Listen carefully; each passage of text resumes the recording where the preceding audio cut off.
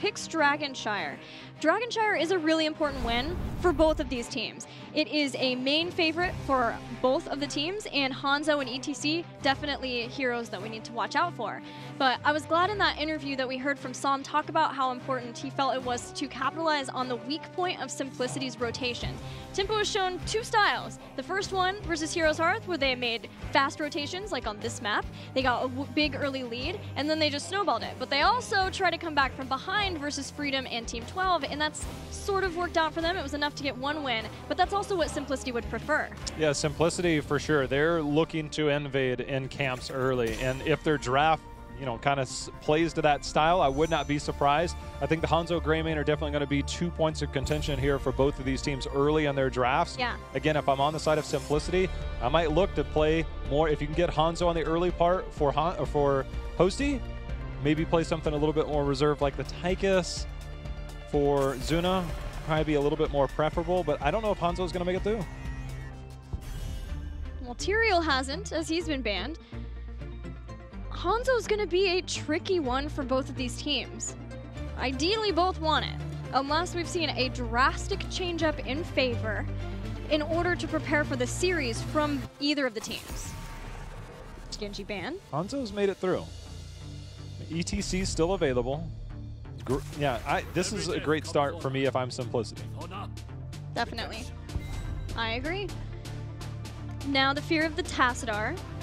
Typically, Tassadar doesn't do too well against a Hanzo, so trying to get that as a counter pick. Hanzo's been played 6 games versus Tassadar across all regions and has not lost to Tassadar yet, so that's not exactly the styling to go for Tempo Storm. It would just be more what they can do to go around that instead of trying to counter pick it. The one thing that if I'm Simplicity, you got to keep an eye on is the potential of a Zeratul. And here we get Medivh Greymane. We've already seen the flexibility. Medivh being played by either Psalm or Glaurung, both very capable, and Greymane in there as well. The threat of Zeratul is always going to be there with this team. And the last time we saw them on Dragonshire, Glaurung went off. I mean, statistically on Zeratul, he's averaging 3.3 kills per game, while only averaging, Gilly, 1 death per game. For Zeratul players, that's almost unheard of. It's a very high-risk, high-reward scenario. Even the best Zeratul players in the world generally have about 1.3, 1.5 deaths per game. Obviously, this is a newer Zeratul. It's a limited game pool, but still something to keep an eye out for if you're keeping an eye on Zeratul Clairon. Yeah, I'm glad you actually mentioned that, because Hanzo and Zeratul were the 2 heroes I was looking at for this weekend, and looking at different players for it. And most games are either played by B-Kid or Glaurung, but we've seen a few other ones, and deaths are the big deal. That's the defining factor. Everyone gets around the same kills in general as Glaurung with the Zeratul, but most are also averaging the same amount or more deaths in a game, and it's Glaurung with that 1 death that is the big separating factor. Malthael and Uther, Simplicity willing to get Malthael earlier on in the draft, like we saw from Gale Force Esports, and that's been the one melee assassin that Erho will flex over to other than playing his normal, more tanky heroes. Yeah, the success hasn't been there. Dahaka has been one of his better heroes, despite the only problem is late game picks have hurt them. And on Towers of Doom, they ran into that. And it's not that he's played it bad overall, it's just that a few small moments can be very defining, and that's kind of the part that hurt him. Other than that, he's actually played it really well. It does well on this battleground, but it's not going to be the case here as Malthael was picked up. Haven't seen a lot of his Malthael yet. No, but that Tomb game versus Team 12, he played a pretty fantastic Malthael, was going for constant flanks. One time got picked, but by that time, he had No One Can Stop Death, so he's back. And Malthael with Fear the Reaper, with Inevitable End, even with the way that you can make sure you have your Reaper's Mark, Tormented Souls, you can survive long enough for your team to come back in. That's what we're seeing from Malthael, is if he gets picked, generally the team can rotate in time to help save him, especially with the Hanzo and the Dragon's Arrow to slow things down. No cattle for cattle, so I think they've got something up their sleeves here. It's been one of his most successful heroes so far, also his most played hero, with 7 games coming in. That's half of their games that they've played coming into this weekend. So not even trying to see if Simplicity will ban it out against them. They might have a few tricks coming in here, see what they end up with. I wonder if we would see a Cattle Diablo with the Medivh, though that combo struggled for Gale Force in the last series. but would give a lot of aggression for Cattle. There's some other things there, though. Abathur banned for simplicity. That's a fairly interesting one. Anubarak Medivh doesn't exactly stand out on Dragonshire to me. I think we get an Anubarak here, deal with either the Tormented Souls or isolating the Uther. That's what I was thinking. Anubarak, maybe even the Stukov. The Stukov has been highly prioritized on the other side for K1 Pro, so he's very well versed in what that can bring to the table. Would help with that bottom lane pressure too, although if Tempo Storm wanted to get Lucio for June, which is his highest played hero right now, they would have Sound Barrier as a way of making sure that Tormented Souls doesn't get too much done in a team fight. I really wonder, because Tassadar made it through, if Simplicity will get Tassadar on the back end of that draft. And then if they do, Tempo has last pick, and that's where they might be able to flex the Zeratul. Oh. Yeah, they end up with the Stitches. Got a few tricks up their sleeve, indeed. As the Stitches get them to the roots. Potentially Cursed Bullet coming out this game to make sure you get that single target blow up, that isolation. And Stitches Medivh has been a beloved combo for a lot of teams. All right, last two picks for Simplicity. Here's where maybe we might see the Tassadar. Simplicity also has not been afraid of running a double support, with Zuna playing the Uther in the past. I think they ran that with the Malfurion, though. I don't know how it works right now with other supports. We haven't seen a whole lot of double support outside of that. But the Tassadar, I think, would be okay here. I'd almost like to see an Anubarak. You get that frontline control. You also have an escape out if you do get hooked in. Johanna would be the next best bet. This music is making it intense. It is. Li-Ming Johanna. Alright, Li-Ming has been a pretty good pick for Zuna so far that we've seen. Not as many games as his Tychus or his Greymane. Actually, no, same amount of games as the Tychus. Not as much as his Jaina or his Greymane, but the game that he played Li-Ming, it worked out really well for them. We still, I mean, Greymane is not a terrible solo laner. He just doesn't normally fit that role. So we still need a solo. Maltho already picked up. Get the Dahaka. Just keep it standard, keep it simple. Go Dahaka. Take advantage of the global. Maybe we get some early invades using the portals and a global from Dahaka from Tempo Storm. Conversely, I mean, Johanna and Li-Ming, as well as Hanzo, especially in the choke points around the Siege Giants, definitely have really good poke. So there's a lot to consider. The one thing that Stitches does have going for him is Dampen Magic. Sometimes, depending on the enemy team, you pick it, you don't.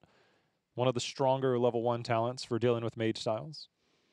Yeah, there's pretty good wave clear from both sides to make sure that they can keep up with the mid bot. So a lot's going to come down to the top lane and how the Dahaka, the Glaurung Dahaka, is going to fare versus the Malthael of Erho.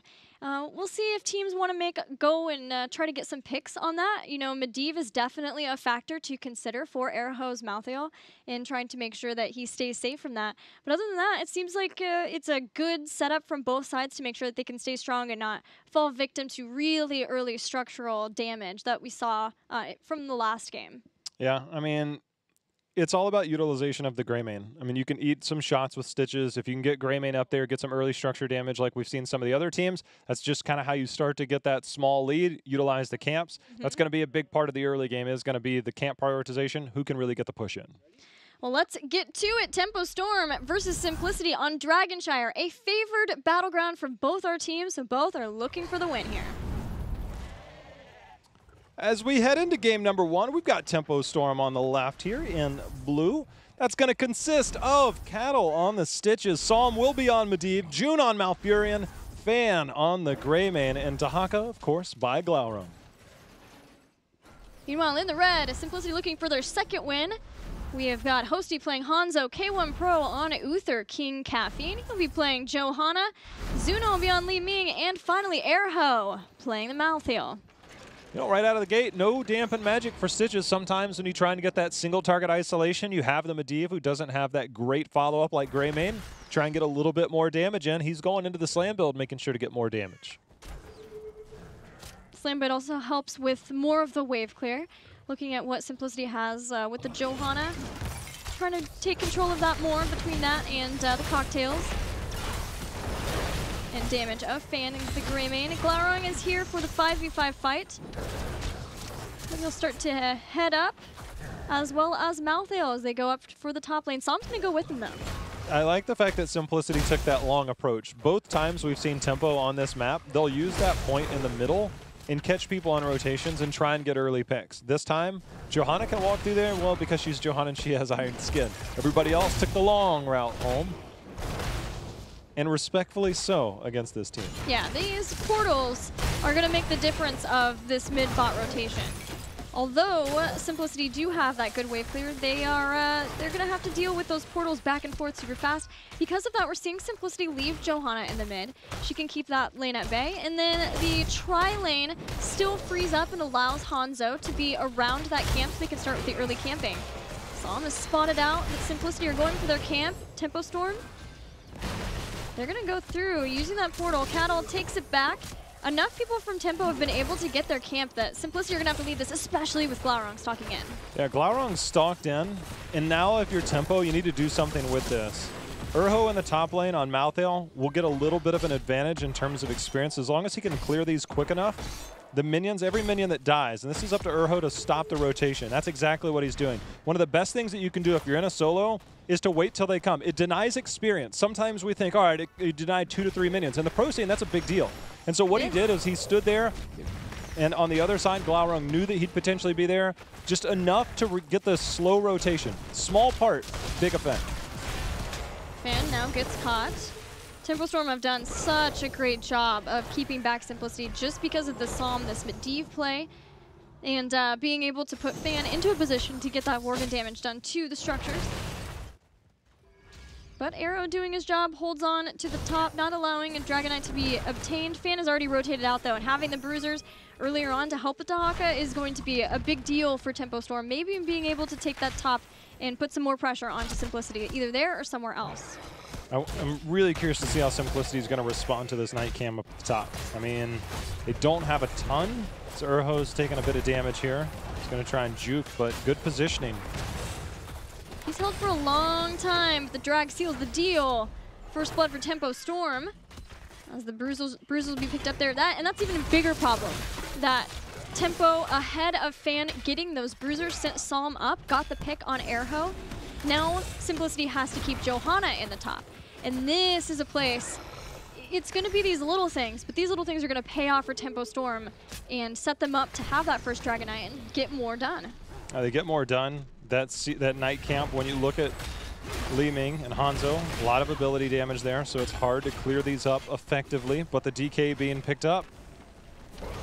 Zuno coming in on an aggressive flank. Got to be careful to boot, although I think Urho just got booted moments ago.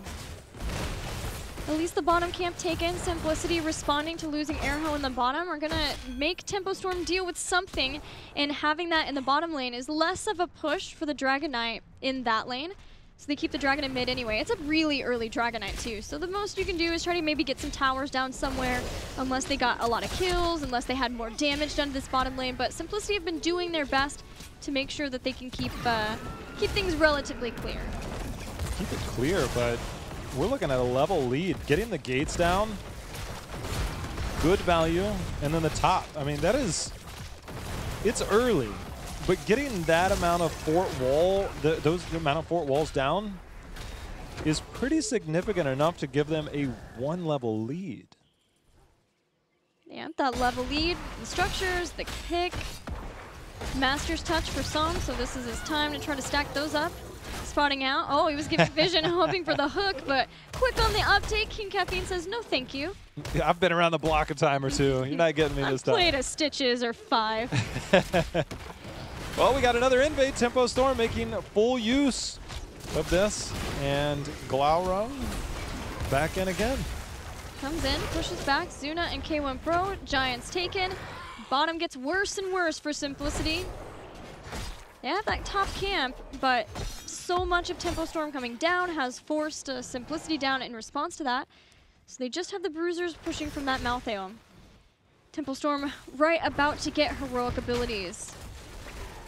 Well, the thing about that is that the timing of it is going to be difficult for Simplicity because the shrines will be active soon, and Temple will have 10. I don't think there's going to be enough time for Simplicity to get that. They have enough control over the battleground, and they have tools to hold a shrine, but this could very easily just be back-to-back DKs at 6 minutes in. Simplicity has not, they're not a stranger to this situation. This is sort of what happened to them when they played versus Team 12 on this map too. Team 12 just sort of choked them out of these possible fights that Simplicity is known to want to get. And of course, Tempo Storm talked about how they feel like, yes, they're a team fighting team, but in this case, because Simplicity is so much weaker on the early game they field than they are, they want to really take advantage of that. They want to punish that weakness of Simplicity. But Simplicity aren't too far behind. They haven't lost any forts yet. They did lose a lot of towers. Now Glowron comes in, catches Airho. Psalm is on his way up too to this, and Greymane is as well. Airho's got to get out of here. Now they've got the Poly. And so, Gorge. Yeah, we're going to have the Hook, Gorge, Portal, Poly combo. Cursed Bullet, Twilight Dream. One person is going to have a hard time. A very hard time. I think the scariest part is that it will likely just be a Tormented Souls. Oh my. It was the Tormented Souls. And the Gorge just stopped with that. Gorge catches Zuna, who's going to teleport out. There's no way for safety of that. And a beautiful Polybomb on K1 Pro to stop him from giving the Divine Shield and maybe saving Zuna's life there. Well done for Tempo Storm. Not only gives them another kill, it lets them set up for the next Dragon Knight. They were so close to opening that fight up with a kill on the Psalm. So close. We're not able to get it, and then Tempo Storm turned the fight. That's like just counterpuncher right there. And Psalm was only at 13 stacks. Yeah, it would. Undoubtedly, it would have been a setback for Tempo Storm and what they were hoping to set up. I mean, the big deal now is this second Dragon Knight, and with the towers down, snowballing that out. They also have the Mercenary camp on top, so this is a double split push for Tempo Storm. This is the moment you look on as them being able to secure the game and their spot all the way into the late game, being able to take out fort like this. Malthael coming in, potentially looking for the flank. You cannot come in directly on that flank unless that DK is almost dead, because you'll just get booted right behind the gate wall or somewhere near there, and the fact that we have the Portal and Gorge definitely makes that a scary prospect. Yeah, it was cool to see the Gorge pick up for a way of maybe being able to deal with Tormented Souls if necessary, as we've seen a lot of Sanctification used, a sound barrier for that too, but Cocoon and Gorge, these are things that can be done to help. There is Hand of Protection for Simplicity, and once he gets to 13, you'll have Inevitable into, so there are ways for Simplicity to try to make sure that Airho gets max value out of Tormented Souls. But it's going to be a bit now, as Tempo Storm get the fort, they get another pick on Zuna. Things are going Tempo Storm's way. Definitely going their way. I mean, they use the isolation, making sure he couldn't portal over. They also used the polymorph, so things are working really well. Communication definitely on point for Tempo Storm. They've gotten a couple kills and they've turned it into a lot more. And it's all really been about a team effort. This is not an individual effort like we saw before, where one person kind of comes in and cleans up. All parts of this machine are functioning together and very well. Well-oiled cogs for Tempo Storm as they attempt to siege alongside some of these camps in the bottom lane. Dahaka is going to do the dual soak thing. That mid fort is fairly low, and that just would set up rotations even more aggressively for Tempo Storm if they could start to work that thing down. Maybe we'll see them rotate through that after taking out these towers, or maybe we'll see them try to threaten a hook. They've got the portal down too. This is, again, with a Li Ming and Hanzo, it's a lot of ability damage, especially going into scatter shot build. Gorge, so portal. Yeah, that's... Oh, Divine Shield enables Hanzo to get out from the Twilight Dream follow-up from that. And with that, Simplicity keeps the keep alive. Now they're turning things around. Polybomb immediately as Malthael went into Tormented Souls. You can see that heal reduction as he gets even further in. But the Tormented Souls is down. Now he's just relying on keeping that Reaper's Mark going as they bring down Medivh. But he finished his Master's Touch, so don't you worry, Medivh fans. Well, I mean, still, that's some sign of progress. As soon as he went down, Jayhao and I's head snapped to the middle monitor to look at talent. I didn't see it up on the side. I was paying attention to other things, so I was like, oh man, I hope he finished that. But he did. He did. I mean, it gives him some semblance of control for the moment as we see Malthael on the mini-map. Getting that, they've got a little bit of lockdown. Cattle, that incredibly high health pool. Greymane's mid. He's going to have to rotate. Well, it's a good response with the wave of force. Ooh. Cattle. Oh, Zuna! Look, man, this guy is always willing to take the risk. He's like, what if I just use my Blinking Calamity right over the gate? Oh, they'll use ISO for that. That's a worthy trade to get that kill. Gets Tempo Storm close to 16, no air hoe for 30 seconds, but with this Dragon Knight, Simplicity need to use it somehow, salvage the situation. He'll get towers and rotate it down to the bottom. Zuno's gonna go to the top to stop that push from Glaurung. He has been persistently annoying the other lanes while Tempo Storm distract Simplicity with this bottom lane. DK, though, catching them up a bit in experience, no longer finding themselves a level and a half, almost 2 levels down. Glaurung, however, coming in on the backside. Iron Skin already used. It's used. It's going to be down, but maybe they can trade it. Had the Hand of Protection too, even Divine Shield. Oh man, that Polybomb looked scary. Arcane Rift takes out Johanna. And the Tempo Storm is 16, working on more. They use the portal, get the drag, pull in that Uther. K1 Pro in danger, there's no Divine Shield here. And now Caterpillar uses the Chaos as an opportunity to pull in Hosty. Uther down and far away with that Ghost. 3 kills, this keep very low. Tempo Storm moving on for more. They might try and end it. I mean, it'd be a bit ambitious at this point. Yeah, they second-guessed it. They looked at their composition. Greymane's enough. Stitches go slam build, but overall, Death Timer's a little bit too short. Li Ming was still up. Malthael is just too much risk there. Yeah, Li Ming and Malthael are pretty formidable. Lower cooldown timers, too, would have made that more of a thing. Johanna came back up. Zuna does a lot. Portals out Cattle. Tempo Storm just setting up, pushing these lanes so that they can get set up for the next Dragon Knight phase. But Simplicity, they're 16 now. Now is their time to fight. It is, and their time to fight is going to be limited from here on out. A DK much later in the game can end that, as we saw earlier, a team fight around that. So Simplicity is going to have to start forcing just a little bit. They don't necessarily have hard engagement tools outside of a Johanna Blessed Shield. The Dragon Arrow can hopefully set up a few things, and they really have to execute, but everything so far between the Polybomb, the Hand of Protection, the Gorge, a lot of it's been tough to deal with. And, you know, they've gotten a couple kills. They're going to need a lot more to catch up and then hopefully take control of this game. Yeah, Tempo Storm has had a lot of control over Airho in the fights. Between the Polybomb, Gorge is a possible ability too, even the Isolation. But Simplicity have been willing to make sure that they're along the same line taking care of him with the cleanse. He has he doesn't have inevitable in, so it's a lot on both Divine Shield, the Hand of Protection too, but they're doing their best to make sure that he gets into position where they can get set up and start getting those resets for Zuna. Simplicity fighting down on the bottom. Dahaka about to stalk in. About to stalk in, and they're turning the fight. Tormented Souls is out, but Glaurung is scooting on out of there, uses the isolation onto the Malthael. You're going to look for the re-engage. Zuno's looking for that one reset, but he takes a cocktail to the face. He goes down. Twilight Dream takes out Hanzo as he was gorged in as well. Drag. The Divine Shield will save the life of Airhope for now, and he and Calf and K1 Pro are still hoping that they can make something happen here. But without their ranged damage dealers, they know that it is all down to this. Even if they had just backed up, it would have been a Dragon Knight, and the keep already down to that 2 Tempo Storm. Being able to get those 2 kills on Zuna and then taking in Hosty. The Dragon's Arrow was so close to stopping Tempo Storm from going through the portal. It just wasn't quite there. And that saved Tempo Storm and let them turn the fight. Things just did not work out there. Close in a couple of these, but the power of Medivh.